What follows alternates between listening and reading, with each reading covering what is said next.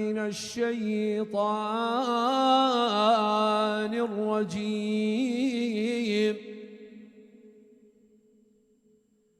شهر رمضان الذي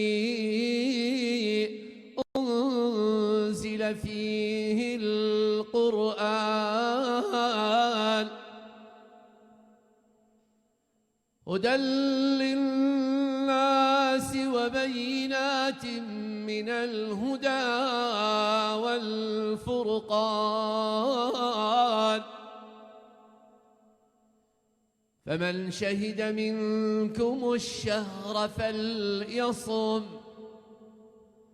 ومن كان مريضا أو على سفر فعدة من أيام أخر. يريد الله بكم اليسر ولا يريد بكم العسر ولتكملوا العدة ولتكبروا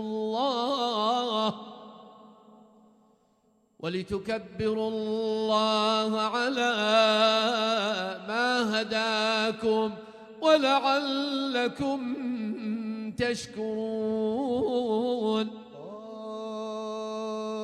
وإذا سألك عبادي عني فإني قريب أجيب دعوة الداع إذا دعان، فليستجيبوا لي وليؤمنوا بي لعلهم يرشدون. بسم الله الرحمن الرحيم. إنا أنزلناه في ليلة القدر، وما أدراك ما ليلة القدر.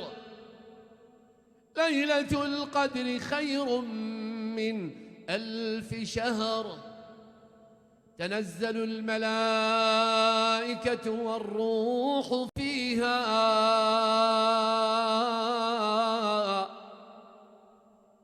والروح فيها من كل أمر سلام هي حتى مطلع الفجر.